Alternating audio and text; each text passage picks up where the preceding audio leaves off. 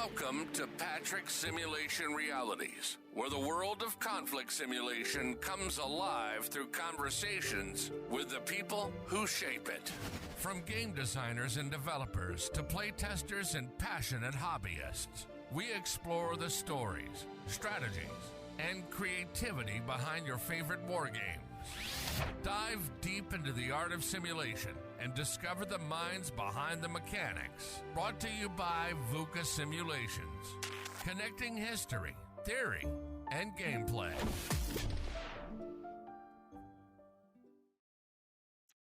All right, welcome back to Patrick's Simulation Realities. So today's special guest is Mike Lorino.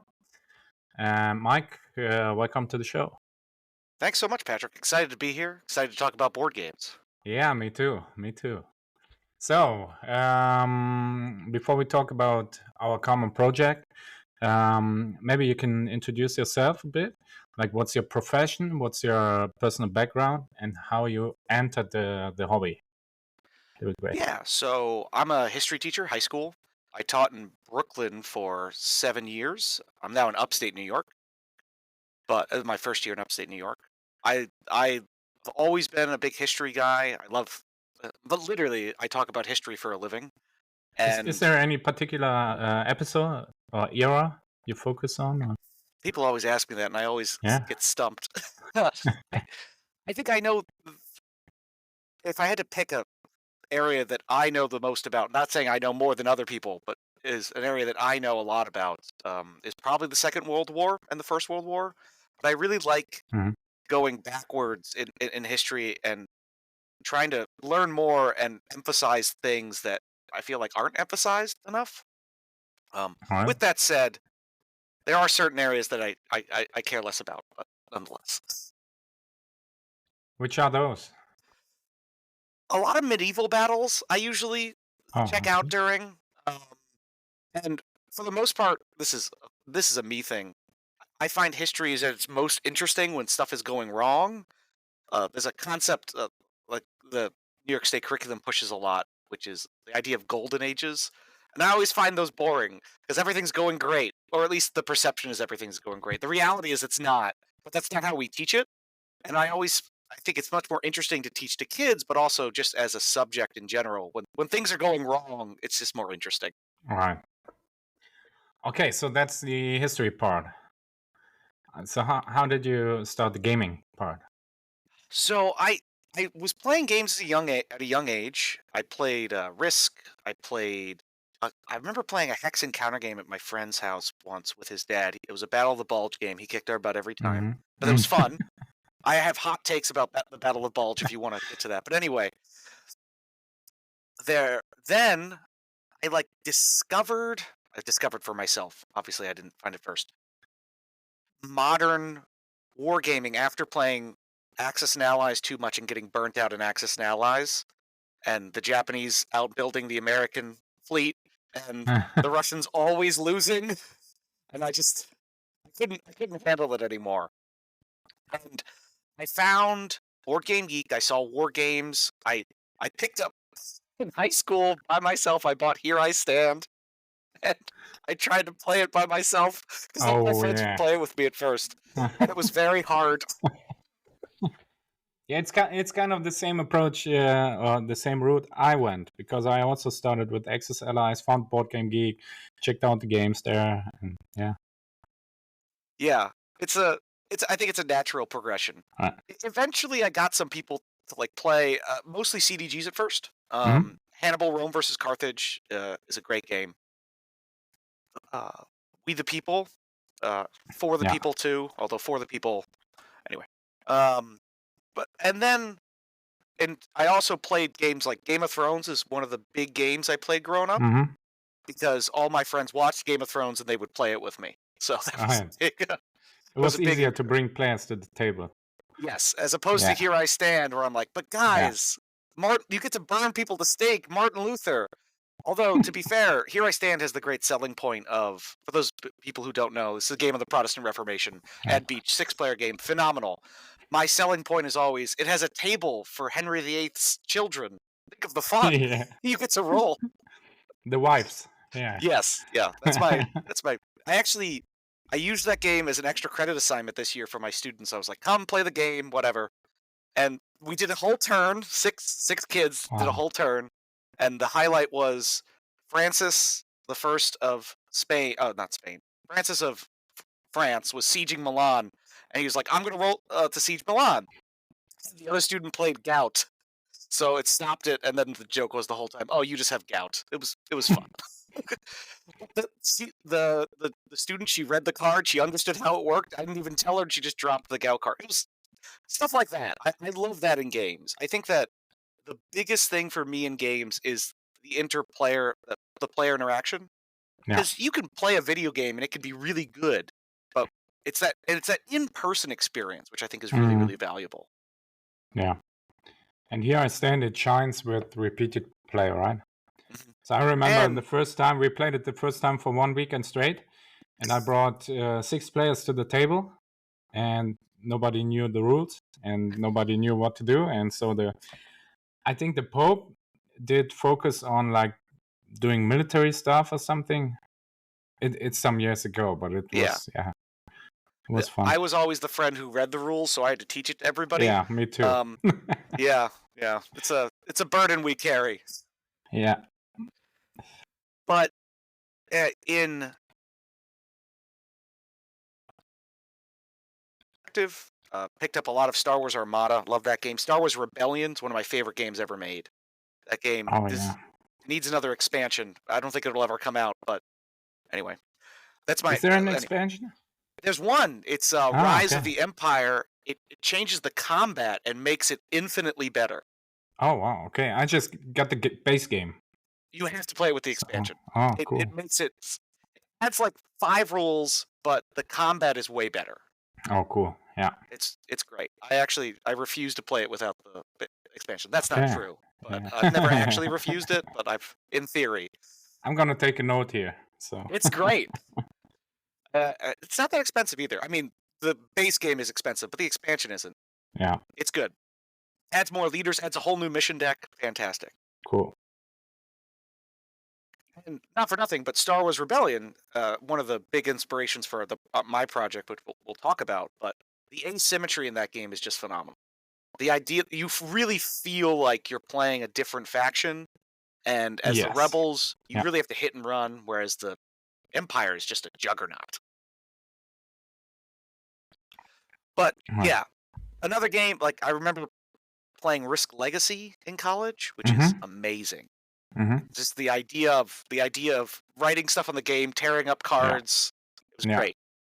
But then when I moved to Brooklyn, about a year in, I found a war game club in Brooklyn called Metropolitan Wargamers. And when I moved out of Brooklyn, this was the big thing that I was worried about losing, and one of my big regrets with leaving. My biggest regret by far. How did you find them? I just Googled Wargamers Brooklyn, I think. I don't remember. Yeah. The incredible irony is I've been living in Brooklyn for a year. I could walk to work because it's Brooklyn, but the club was right next to my school. So it was right there. It has to be divine intervention. No, but it was incredible. And so you join that club, you pay some monthly dues, but it's just an incredible group of people. You have your own keys. You can go whenever you want. They have baker's racks where you just leave a game and you rack it, because our games take forever. So you just leave it set up there. They have sand tables. It's awesome. Oh, cool. Yeah, it was. And my game would not exist without that club, because it was just bouncing ideas off people, constant conversations. I mean, half the club experience for me was just the conversations we had, almost like this European coffee house mentality. We just sit there, talk about history, game design, and molding the two together. I mean, we also complained a lot, but that's I feel like that happens in war games. Yeah, you can never satisfy everyone. Right? No. And how many members are there in the Metropolitan Wargamers? I think there are about 35 to 40 active paying members. There are other people who come, but 35 to 40 active members. I mean, I was down there once or twice a week, every week, playing a game. At the high point, maybe even 3 or 4 times a week. And they put on big big games. One of my friends, Ben Rubin, maybe I shouldn't say his name. I don't know. But Ben is putting on, he's obsessed with massive games. He's putting on, he bought these standee miniatures with Romans on it. And he's trying to do a 1-to-1 battle with little standee Roman legions versus Gauls. And he has 12 players. He's doing it in February. I probably can't make it, but that's awesome. He also ran a play-by-email Napoleon game where each person was a corps commander. It was, and then we fought the battles in person at the club. It was the 1806 campaign. I was Brunswick, the command of the Prussians, and I did battle historically, which is, not difficult. So, is there also game designers in the club too? Mike Wilner, who has designed games for Compass. Yeah. Who Prelude to Revolution, which I playtested, great game. There are a couple other people who were before my time who worked at the club. I think Adam Starkweather might have been a club member. Right, he moved then. Yeah, and I don't know. I never met him. I think the man, I forget his name, but who's designing your game on Poland in 39 is not a member, but I think my two friends playtested an early version of his game at the club. Yeah, that's quite possible. Yeah, Greg. Yeah, Greg. Right. Greg. I never met him. Yeah, he really liked the game. He's a Polish guy, so he lives in Poland.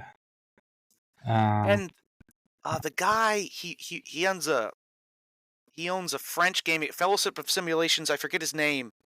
He did Rising Eagles, Austerlitz, and he just did the Verdun game. He's been at the club, and my friend Mike Wilner played with him. I forget his name. Okay. There's a decent number of us. Cool. Yeah. Nice. So, then, of course, we want to talk about your game design, right? Oh, yeah. So how did you come up with this idea to design your own game? And what's it about at all? So I think as wargamers, we're always tinkering, and we're always like, oh, ideas. And then the pandemic came, and I had more ideas. just a little bit. Like, oh, man, if we really change this one rule, and this game would be perfect. And then you never think about the consequences. But and we're always way too critical on people. But anyway, I was sitting. It was right. I think it was 2021.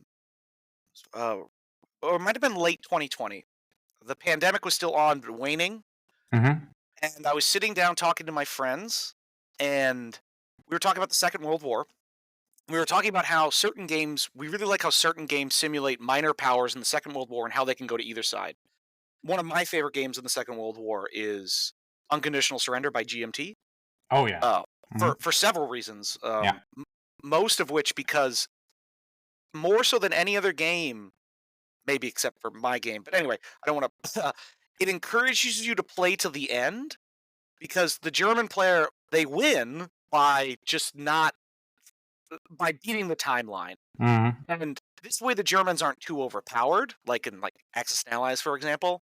And it's like fun throughout the whole time. It's tense throughout the whole game. And one of the cool things that game does has a great diplomatic system where minor powers can go either way. If you get Yugoslavia as the Germans, that's 2 more armies. That's huge. And I love that game. And we were talking about that, but then the question came up, well, because the Second World War is such a direct sequel to the First World War, it's difficult for them to see most major powers shifting around. I think there's a reasonable argument to be made about the Italians potentially joining the Allies, but if you do that, then it almost completely throws off probably your balance for the game, which stinks. Maybe the Soviets and the Axis hold their pseudo-truce, but, I mean, at that point, the Germans are probably just going to take over Europe, and then, what's going to stop them? Mechanically. And that should be the case. I think it's very true that without the Soviet Union, the Allies returning to continental Europe seems nigh on impossible. Maybe Norway. I don't know. But so then the idea hit me in my head, well, if you start early enough, different alliances with World War I is a real possibility. If you start early enough, you can really have that sandbox where you have a completely different atmosphere for the First World War. And then you have all these highlights like the German unification, Italian unification, and how those play out. And what if they don't play out? So pre-World War One, we're talking here, yes. right? And I think we have this assumption in history that, I shouldn't say we, many people have this assumption that certain things are inevitable, like because Germany unified or Italy unified, that was always going to happen. And the more I read into it, and I think the more most people read into history, it was anything from inevitable. I went home that day. I mocked up a map, which for the record is mostly the same map. It looks completely different because Donald does better work than me. Donald's our artist. The same general outline for the map, and I sent it to my friends who I had the conversation with, and I kept going down the rabbit hole. And so you drew it on paper? No, I made it in PowerPoint. Okay. That's a professional tool, yeah. Yeah, it's my thing. I can move everything where I want it. Yeah, that's how I made my counters for playtesting. That's how I made everything. Hey, it works for me.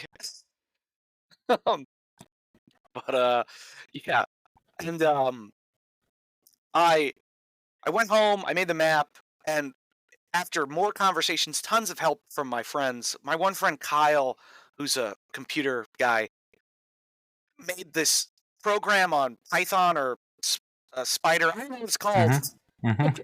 Where I would change the text on a card, and it would just like print out all the cards for me, and like a program to like. I think I sent them to you. My playtest cards. All the images were the same, and just copy and pasted like CP values and everything like that. But I mean, just unbelievable help from my friends, and just really great playtesting.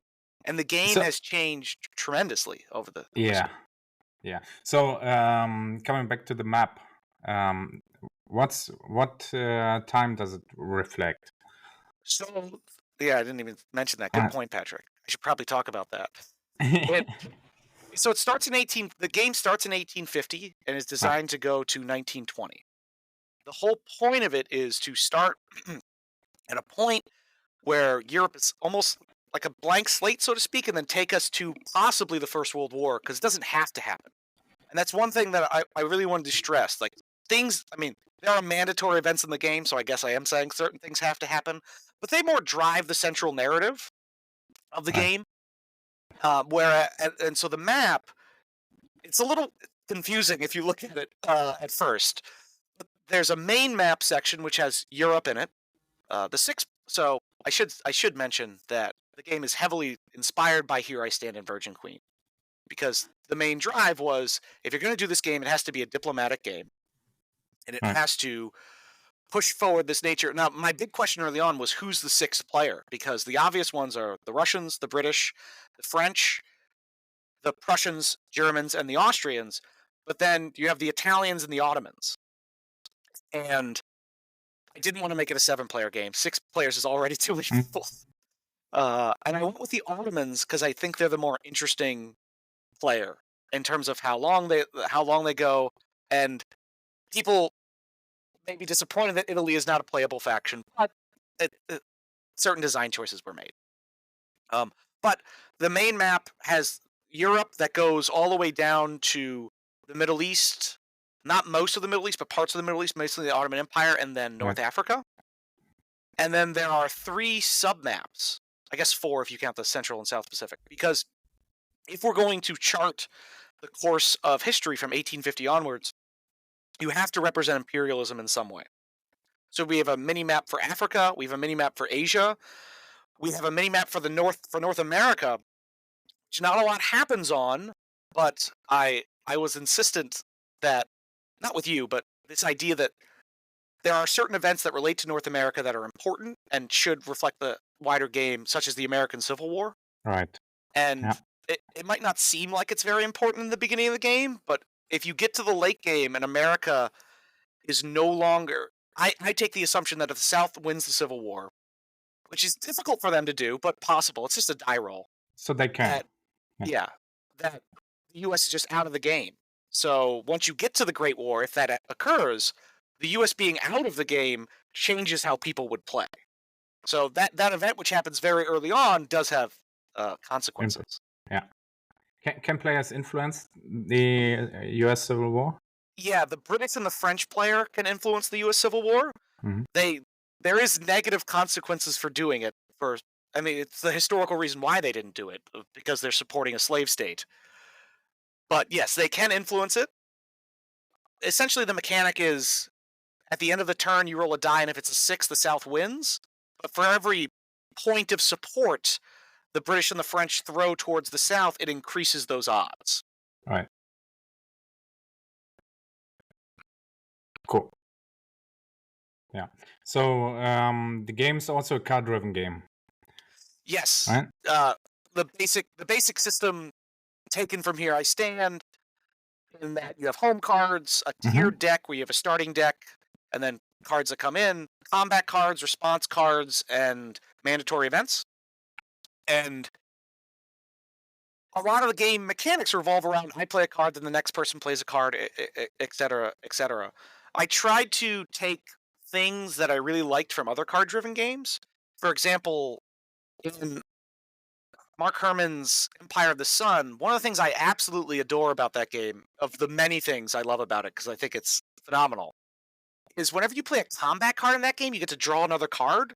And I love that. It's a simple thing. And what that allowed me to do is to devalue the points on certain cards and make it so it encourages you to play it for its event, even if it hurts somebody else, or even if it gets you to fight, because you get to draw a replacement card.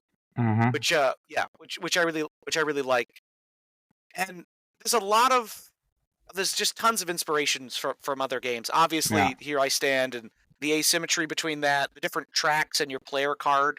Although, the game is quite different from Here I Stand, because it's modeling something very different. Whereas in Here I Stand, a player is mostly tracking their keys, and maybe if they're a religious player, translating the Bible or religious spaces. Yeah. In my game, every player is tracking stability, manpower, and industry. And those core mechanics roll into like measuring a nation's strength. But then if it comes to a great war, those are your resources that you've built up for the entire game. You can't get any more manpower, you can't get any more industry. So it's almost like wherever you enter the Great War with, that's what you're fighting with. Right. And one thing I am very proud of is that the Great War is awful, in that it's really bloody, and it's not that people don't think it's fun. It's that it's just like, wow, like I just launched an attack and I just lost a ton of men. It really models that. I think it models the attrition very well, because again, you don't get any more men. Right. So the Great War can happen, but it doesn't have to. Yes. So there's a track called the World Tension track, and world tension increases based mostly on mandatory events that go off, and also if someone declares a war of conquest.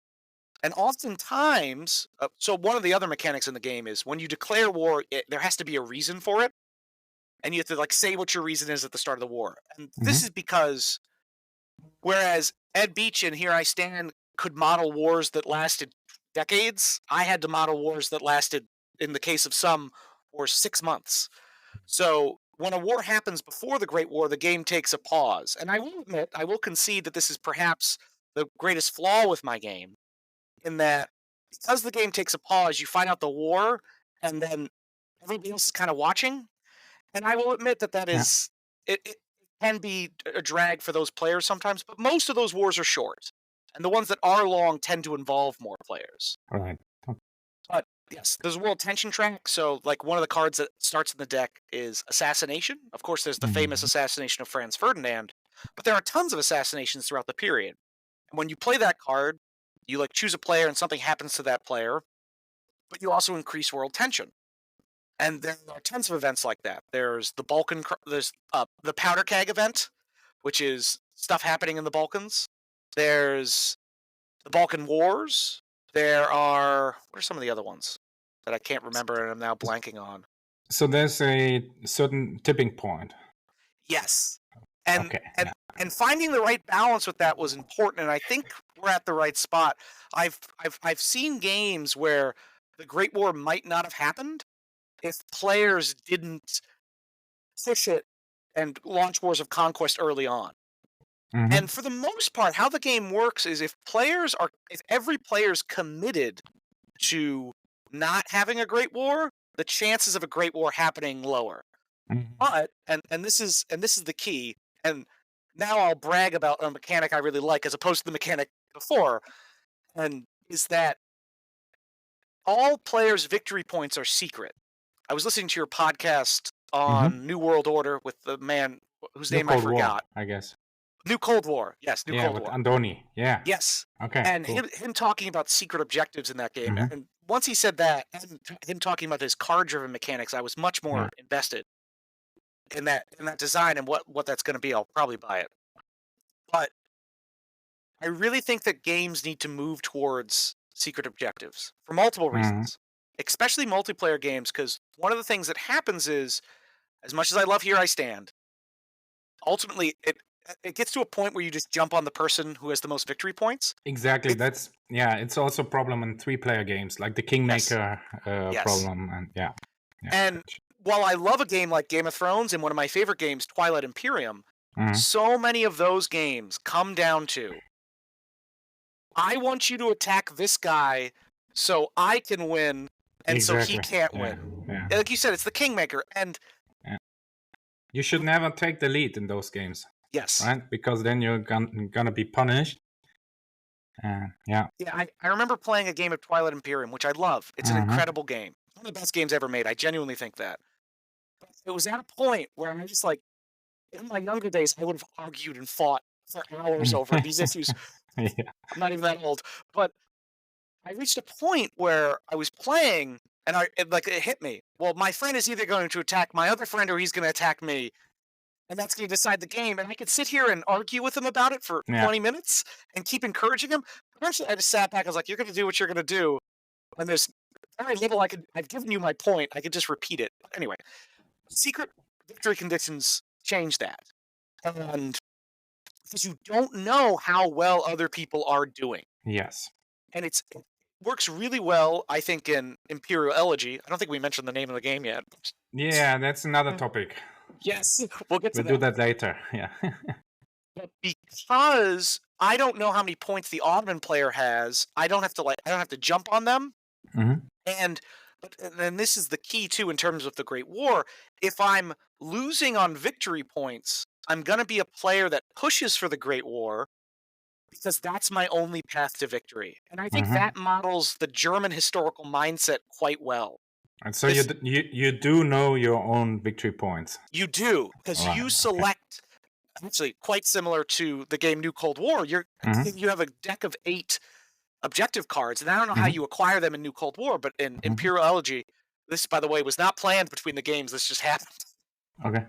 We both have 3. You get 3 over the course of the game. You actually don't even start with 1, but you can always look at your objectives, and you're going to acquire them over the course of the game. There are some that are unique, but some that are overlapping.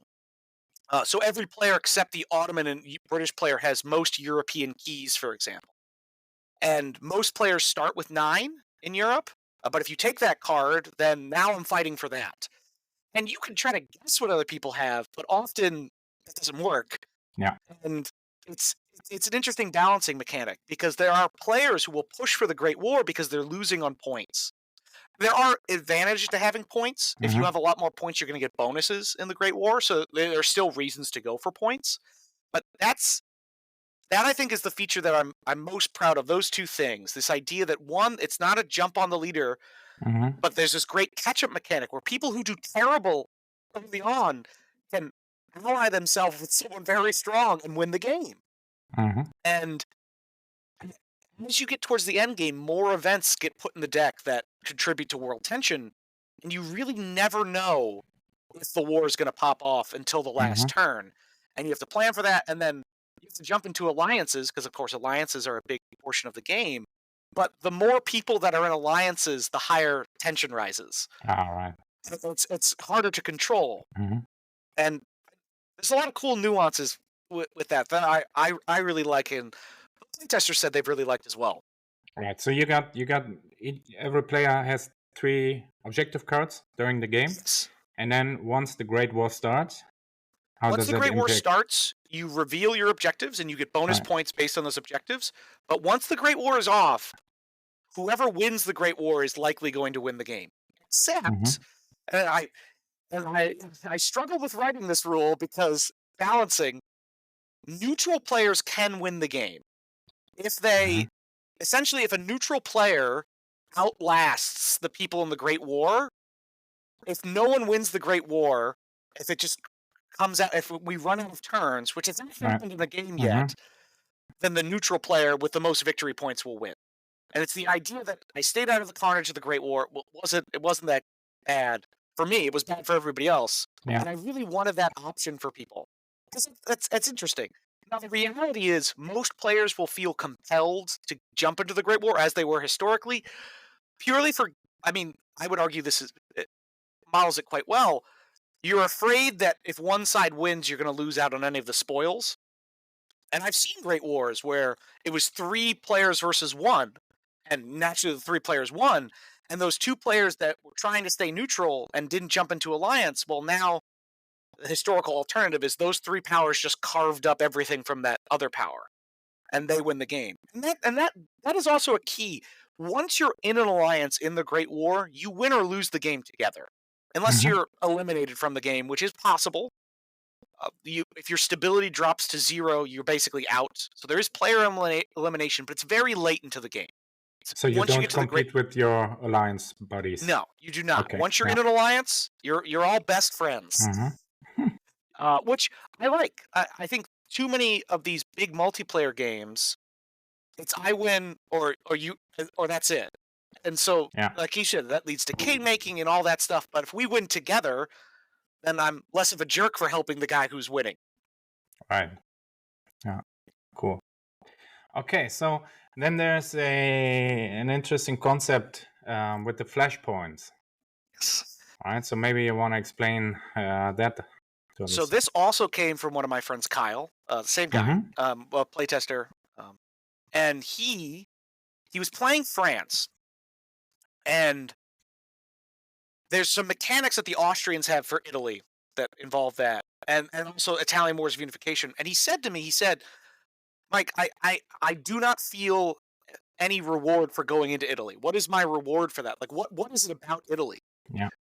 And that got me thinking this idea of, okay, well, where were these points of tension historically, and how do we model that in the game, and how do we give players rewards for that? So initially, almost all the cards you got were from your industry track. But what I did was I scaled back the amount of cards you got from the industry track, and I supplemented that with rewards from flashpoints. I think there are 11 in the game. I might be wrong. But it's like Africa's a flashpoint, the lowlands are a flashpoint, Italy's a flashpoint, the Balkans are a flashpoint, and if you control a certain number of spaces in each flashpoint, you get an extra card. And everyone, it's one of the few objectives that everyone has. Everyone has the objective to control the most flashpoints. So it's something that potentially everyone could be going after at the same time.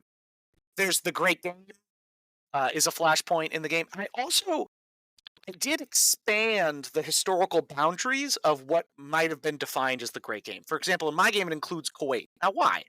Well, because I don't think we should be fixed on what it was historically, and it could have been broader than that. And that's why Kuwait is included in the Great Game. The Suez Canal is the only space in the game that's its own flashpoint once it's built, because controlling that is so important.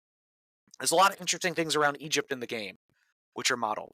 I did forget to mention, too, every player has an objective in their deck called Peace in Our Time, which is the Great War doesn't occur. So potentially every player in the game is going after a victory condition, which is the Great War doesn't happen, which is a really interesting dynamic. It's if you take that card, it's because you don't have to do much to get those 3 points, which is potentially a third of your victory points. But it's just an interesting dynamic. But no, flashpoints. Sorry, just a second. The objective cards, will they be drawn at random, or can you choose to take this peace card? So at the end of every odd turn, except the last turn, which is 7, you draw 3 objectives and you keep 1. Right. You shuffle it, you draw 3, and you keep 1. Mm-hmm. There is an event card that allows you to do that for an event, but you only ever get 3. So if you ever have 4, you put 1 back. So yeah, you're slowly building objectives over the course of the game, and if you're lucky enough to draw the event, you can jiggle your events at the last minute. One of my friends, Jason, did that because everyone was hitting his alliances because as an objective for minor power allies, and he dumped the alliance card in the last turn and took something else and won the game. Mm-hmm. Cool. Yeah. How much testing did you do? Did you use the club for that? Oh, I mean, again, the game wouldn't have existed without the club. I got to play it in person with my friends and see it in person. So much testing is online, which is a good thing because you get more people and people you don't know. Which Heaves, tool? who Which is tool on do you? Yeah. Sorry. Yeah. Which tool do you use? Online is mostly Vassal. Right. But in person, I printed out something at Staples. I found a company that would print counters for cheap, and I played with my friends, and a lot like you've designed a game, so you know it's incredible how much a game changes. Yeah. And what came out, the whole combat system is different. The whole alliance system is different. Flashpoints, which are a huge part of the game, is an added addition. But the core mechanics have mostly stayed the same, which is good. Right. It's more about refining the game. Yes. Yes. In the end. And listening to people. Even if you disagree with them, hear them out, and maybe give a counterpoint, but then listen to that feedback. A lot of great things. Like I jumped in to a playtest not too long ago, and one of the things about the Russians is they get more manpower. Who would have thought? It's a very asymmetric game. And the Russian special ability is Russia always has +1 manpower, and they can have an extra reserve army. There's a mechanic in the game where you have standing armies and reserve armies. Standing armies are on the map always, but reserve armies you can only put on the map during wartime. Anyway. And so how the mechanic used to work is on the track, the Russians would have 4 manpower, but then they'd have +1 per their ability. And that was confusing people because they would always forget about the +1. And one playtester said to me, why don't you just take out the +1 and just put it on the track? Instead of 4, just make it 5. I was like, oh, it's a really good idea. It's small things like that. It's small things that you don't see that other people see that help streamline the game. And of course, cutting things out. I mean, I can't tell you how many times I rewrote the Italy rules. And then Yves, not even too long ago, said to me, like, doesn't have to be this complicated. I was like, no, it doesn't. And I simplified it a lot. And I still think the Italy rules are in a good place. Mm-hmm. Yeah, that was awesome. So I've printed the prototype copies and handed over one copy to Yves. And so he arranged a playtesting group with a bunch of guys, and he ran them through the game. So that was awesome. And some great feedback from that whole group. Right. That's the big thing. Listen to people and try to get people who aren't your friends to play the game because they'll be more honest with you usually. Not that your friends can't play it. And not that many of my friends were very honest. In fact, the whole secret objective thing, because the first iteration of the game had open victory points, very here I stand like. And one of my friends, a very good friend of mine, just said to me, Mike, like, I'm attacking the Ottoman Empire because they have more victory points, but I really have, like, why am I doing this? Like, what is this representing? Yeah. And I was like, you're right. And I took that off. And yeah, so, like, I mean, my name is going to be on the cover, but, like, this is really, like, the amount of people that contributed to it is quite remarkable, I think. It's a long list. Yeah. Yes. Cool. So one thing I want you to explain is the German unification, because I think that's a very new system mechanic. Yeah, it's a hard topic to portray, right?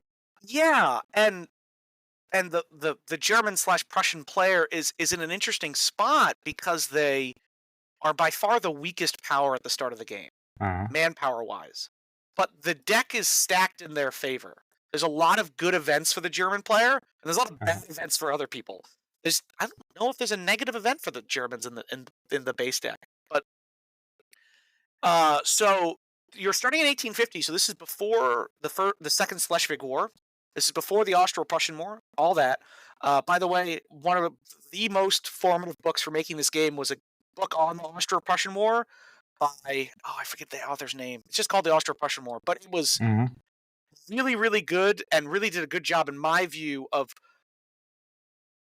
reimagining what German unification was. I think when we think about German unification, we immediately jump to the Franco-Prussian War. And I think that is misunderstanding the historical situation greatly. And this competition between the Austrians and the Prussians over domination of Germany. And the Austrians do have some incentives to maintain alliances with German minor powers in the game. German minor powers, there's only 3 of them. There were more historically. I've clumped some together. For example, Bavaria actually represents Bavaria, Baden, and Württemberg.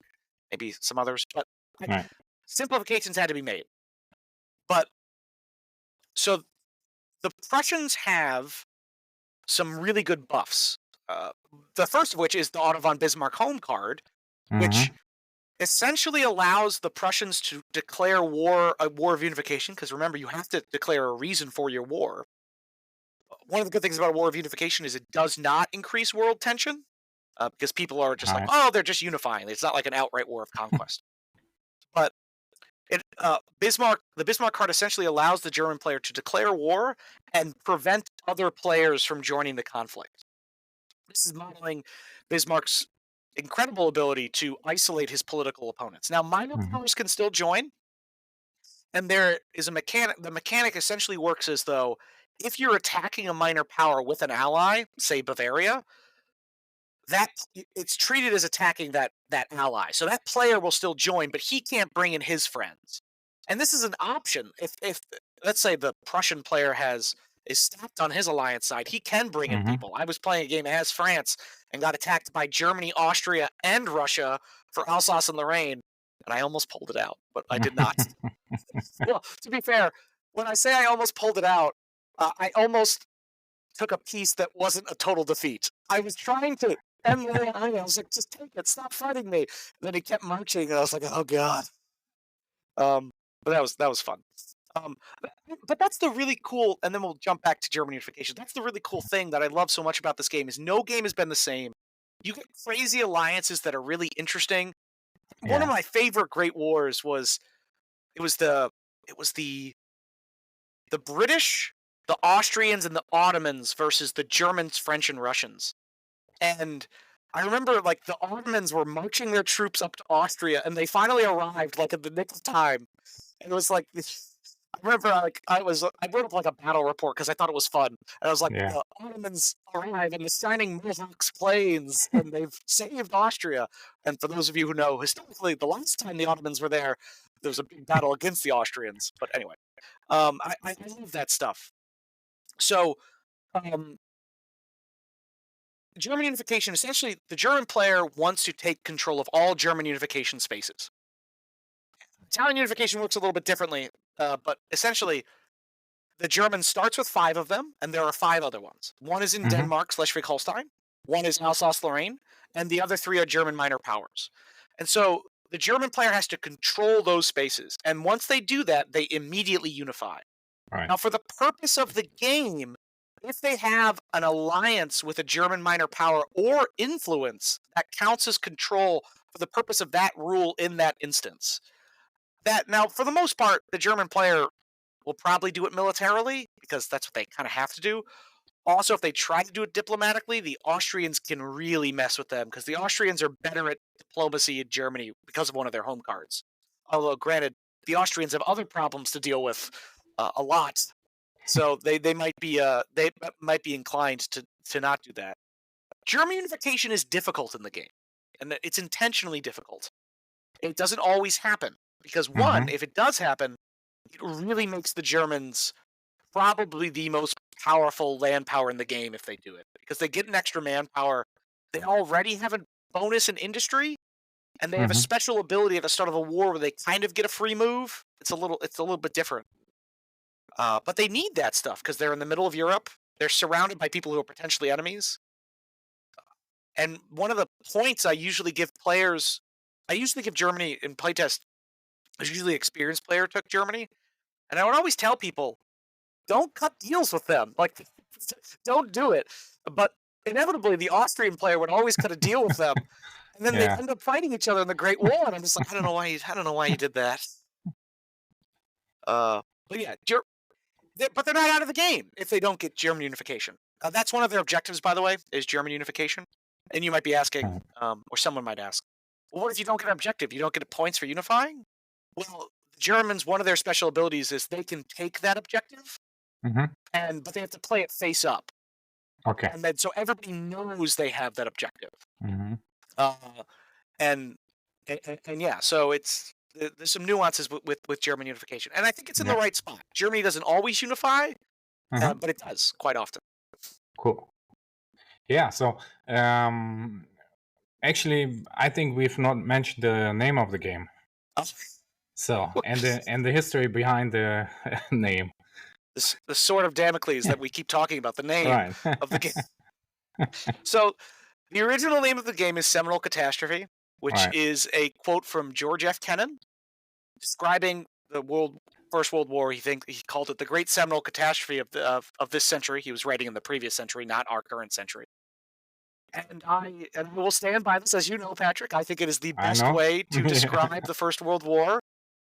It has the huge detriment of also meaning semen, but it has another definition, and I think, I remember emailing you about this, and I'm talking with my friends. I remember I was an English teacher through all my friends, and I was because they would laugh at me.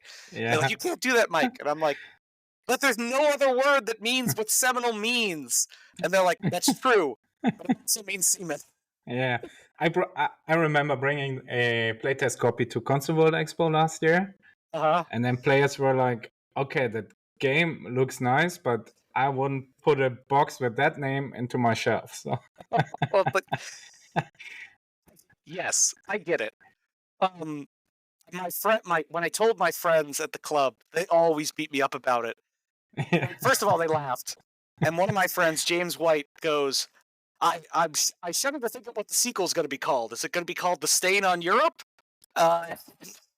So, see, Patrick, now you missed out on an incredible name for a sequel. So this is really your fault. No, but I think I expressed this to you. While I always defend Seminole Catastrophe as a good title, I'm not married to it. And if you think it is better for the game to change it, then we'll change it. So then we landed on Imperial Elegy, which is a poem by Wilfred Owen. Nice short poem. Wilfred Owen, one of the great poets of the First World War. Tragically, for those who don't know, Wilfred Owen will die in November of, I think he dies in November of 1918, and his parents receive the letter notifying them of his death the day of the armistice, which I think sums up World War I quite perfectly in terms of the tragedy that was that war. And so it's a short poem. Also, I think and I saw a comment on Board Game Geek. I think it's a good point. I think Imperial Elegy actually does describe the game as a whole better than Seminole Catastrophe, whereas Seminole Catastrophe might describe the First World War better. This idea of like a death poem or a death song for Empire, I think describes the game in its entirety better.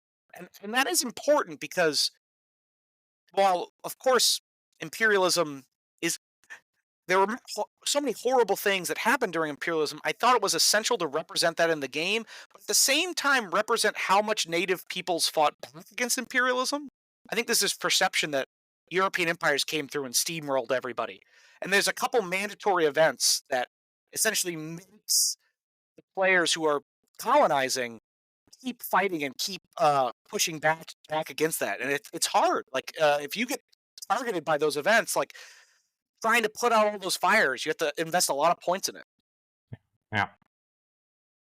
But yeah, that's the story of the name. Yeah. So it's Imperial Elegy. Yes. Imperial Elegy, the road to the Great War, I think. Exactly. So we need to rebrand or rename the Board Game Geek entry, I guess. We do. We do. Yeah. Shouldn't be that hard. Yeah. So at the point of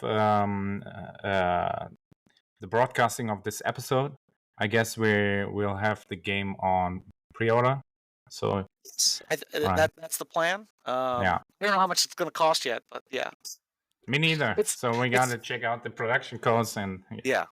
Because it's a big game. There's a lot of counters. Yeah, a lot of cards.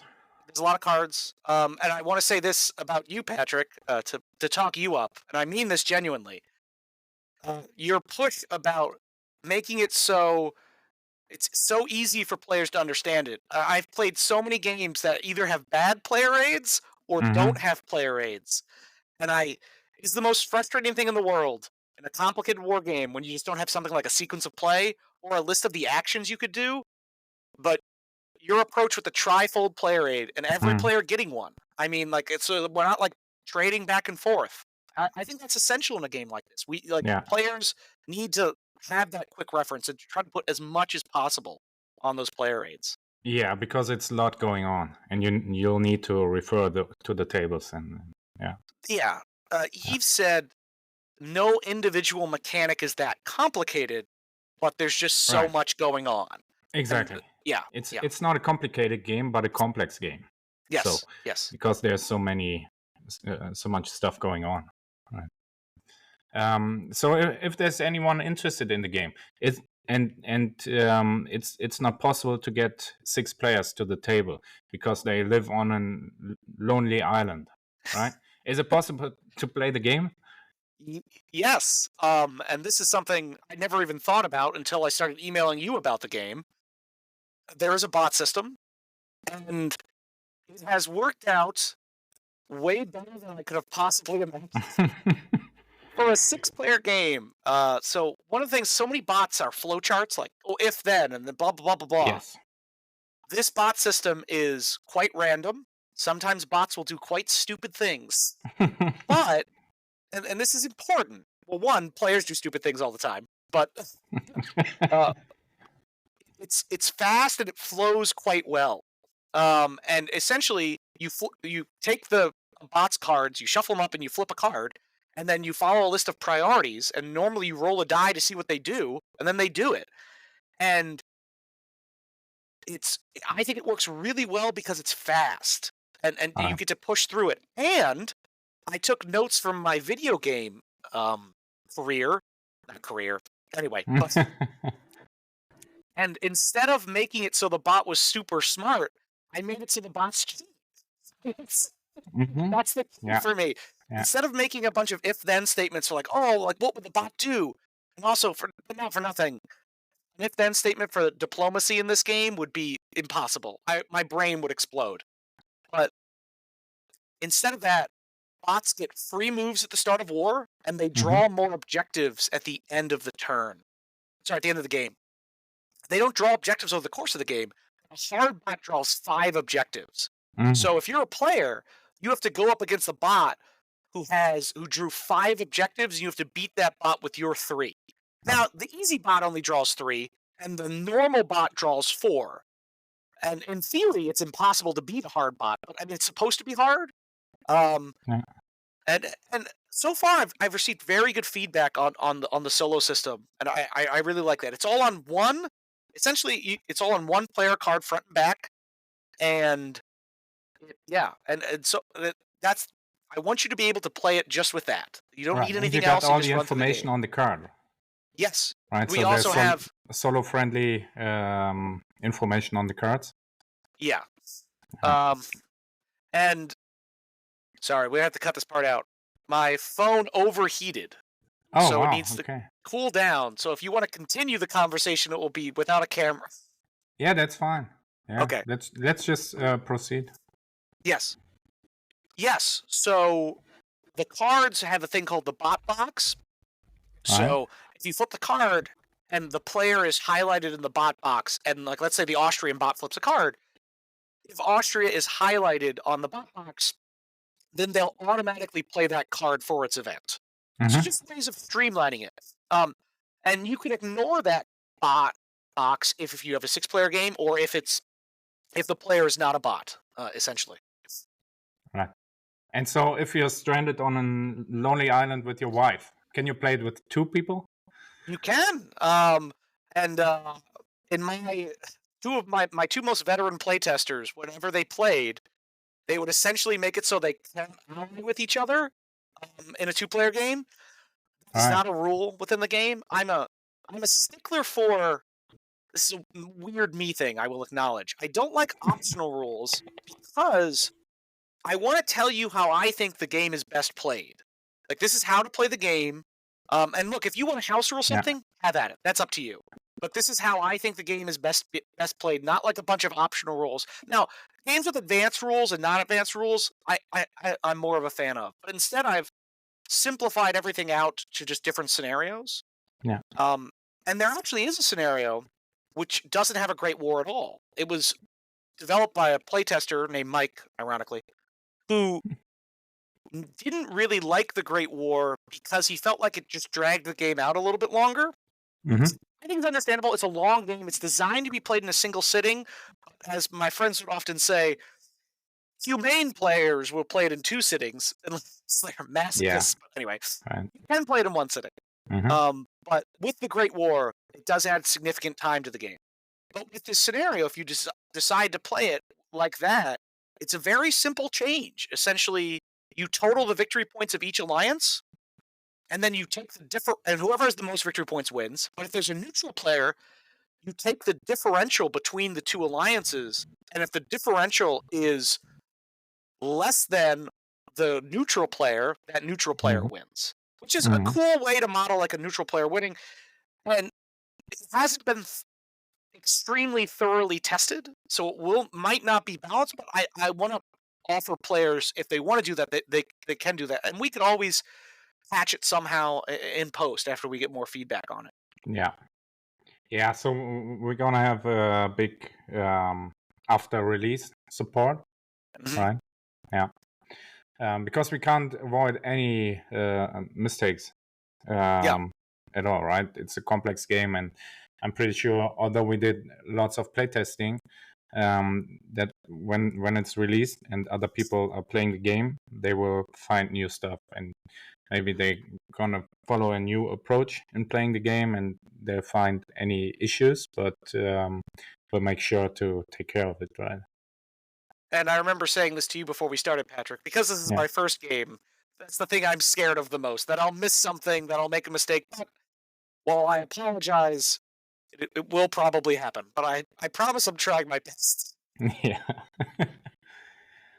Cool. So let's talk about one other thing I want to mention, because before we started the recordings, you mentioned that you are doing a podcast.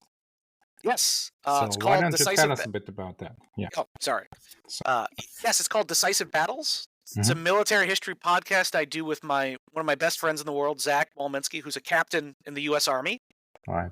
And we go through battles or campaigns throughout history. We start with an ancient battle, medieval, early modern, modern, then we circle back. We just did, our one was on the Catalonian Plains with Attila the Hun. We've had some historians on, including David Stahl, who, in my mind, at the very least, essentially has a grasp on Operation Barbarossa and the early German war in the East like no other historian. And I got some books in my library bearing his name. The man is brilliant and very personable too. Really good conversation. Doesn't get lost in the nitty gritty in conversation and in the interview. And that episode is just great. But we also we like to mix it up. I love giving my historical hot takes. I hate the Spartans. My friend Zach hates the Spartans. So on an episode on Thermopylae, we just called it the and low energy Spartans. So we just spend a lot of time talking about how we don't like them. Oh yeah. But so you also talk about games? We do. You mentioned games? We try to push this idea of representations of the battle, whether it's in film or whether it's in a game. It's not a huge part of the podcast, but I like bringing that in. For example, on our last episode on the Catalonian Plains, I mentioned that this battle wouldn't be interesting or the campaign wouldn't be interesting, but a strategic game, maybe a 4 or 3-player game, modeling different factions at the end of the Roman Empire would be interesting. The problem is we have horrible sources on that period, so a lot of it would be like making, I don't know, but it would be difficult. But that would be really interesting. Creativity. Yes, which I mean, in many ways is easier, right? If you can just make something up. Sure, yeah.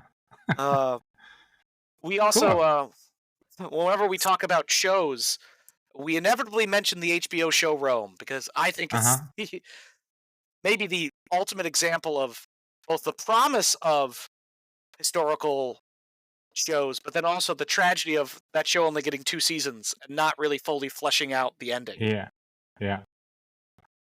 Right. So, yeah, sounds great. Do you go to any conventions? Not frequently. Okay. So I actually live right next to or very close to Schenectady now, which GMT East is in Schenectady. And so I'll probably go to that, but for the most part, I don't like traveling during the school year just because it's a Yeah. school night. No, because I like to wait for breaks so I have more time to do that. So I'm focusing on my job versus other things. And maybe I'll try to go to something in the summer. I did do an online convention where I showed off the game and got some really great conversations with people. And I want to try to go to more conventions, if not for nothing, to teach people the game. Yeah. Maybe try to convince them that Seminole Catastrophe was a better title. I'm kidding. Yeah. Look, no. I want to try to go to more conventions. If there's any in the summer, I'll try to open up my schedule around that. Yeah, cool. But I also might get a dog, so that will limit my traveling capability. Yeah. Well, we'll find a venue where you can take the dog in. There we go. All right. Okay, last question, because we got an hour in. So, do you intend to work on other games? Do you have any other projects in mind, or is there any topic or system you would wish for? Yes. In terms of almost as a pseudo prequel to Imperial Elegy, I have a map on PowerPoint. That's the first. Ideas for cards. Sure. A 4-player game set from 1700 to 1800, European game where the players are Austria, Russia, France, and Britain. I think that conflict is too often cast as Britain versus France without bringing in the Austrians or the Russians. And for that matter, the Ottoman Empire, but I don't want to do a 5-player game. And I have some ideas around that game. I have a lot of ideas for games. This is a long list. We'll keep it concise. Like the broad strokes, it's also a point-to-point card-driven game. Point-to-point, card-driven. Maybe we'll have something in regards to the Great War and reshaping it in the terms of the Revolutionary Wars. Now, the concept of the French Revolution, a French Revolution style thing happening in Russia, is slim. But if you start early enough, and if I build the mechanics around, I can see an argument for it. So maybe something like that. Cool. I've always wanted to do a Napoleon game, just because I have never played a Napoleon game that I've loved. I've played Napoleon games that I've liked. Is it like strategic, operational, or tactical? I mean, I've done mock-ups for all 2, or operational and strategic. I mean, the strategic situation is just so confusing, and there's so many different things happening. And it's hard to do. It's hard. But I wanted to do a 3-player game and make it Russia, France, and England. Not that the Austrians and the Prussians aren't important, but I hate the idea of saying, hey, guess what? You get to play the Austrians. Your job is to get punched in the face repeatedly by Napoleon for 6 hours. I hope you have fun. I just got a game yesterday. It's called Alliances by Columbia Games, a block game. Yes. All right. So, I've seen that. Yeah, it's out. So I just received it yesterday, and I skimmed through the rules and put the stickers on the block, and it looks pretty interesting. So we'll see. I have a hot take about block games, and that while I like them and I like Columbia games a lot, for the love of God, can someone please do a block game that's different? So much block games, I think, follow that same mechanic of, and again, it works in Columbia games, and I think it's good, but it's like A2, like I fire first, but I fire on 2 or less, and you can do so much more with same blocks. combat system. Yes. Right. And you could do so much more, because that's something that I think most operational games miss, is fog of war, and trying to push Yeah. the boundary of what can we mask from our opponent. I have a mock for a game on 1805 and 1809 for Napoleon, which is good because it'll use the same map, but Yeah. and it will also be, PowerPoint. yes, it will also be good because I want it to. I want it to be simpler than Seminole Catastrophe, which is not difficult. Sorry, Imperial Elegy, which is not difficult. But like, the idea behind that is two core mechanics: is one, you move and fight based on a small deck of cards, and how you utilize those cards and play throughout the game tracks things. But then also, the thing that I'm actually really excited about, if I can pull it off, I don't know if I can, is it's going to be like this trailing mechanic. And essentially, you're going to have a small sideboard with a screen, and you'll have your lead block in front. And that lead block actually might be 10 blocks, but you're only going to have one block, and it'll be like Group A. But then the trailing system will work like this, in that cores that are behind that block, instead of putting them on the map, you're going to say that this core is 2 spaces or 3 spaces behind this lead block. And you don't actually put it on the map. And some people might say, well, that means you could kind of deploy it anywhere. Sort of. The mechanic would be, you can't deploy it closer to an enemy unit than it is to your guy. So if you like get around the flank, you can almost like clear that area. The whole point is to have masking forces, and also like guys behind your front forces you don't really know. And I really want that. I really want a system where, especially in Napoleonics, because there's reasons for a World War II game, or even World War I, where you have better information from air reconnaissance. But a Napoleonic game that really does a better job at masking your forces and using blocks to that regard, which I think would be really interesting. And you'll need your light cavalry to do reconnaissance, and sounds great. Yeah, sounds interesting. Light cavalry is actually useful, as opposed to a lot of games where light cavalry is just bad at fighting, and that's their whole job, is to be bad at fighting. I have one other one. Oh. Which is sorry.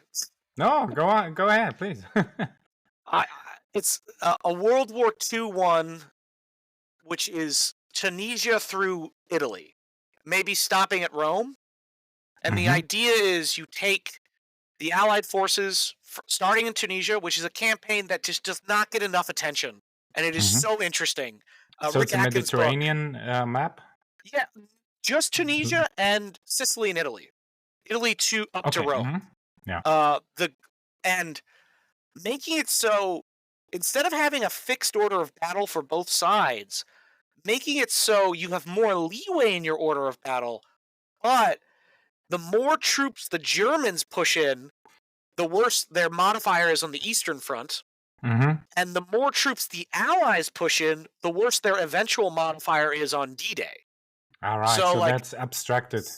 Yes, and you have to pull divisions out. Like the 1st Infantry Division might be battle-hardened, might be good, but if you pull it out, it gives you a better modifier on D-Day.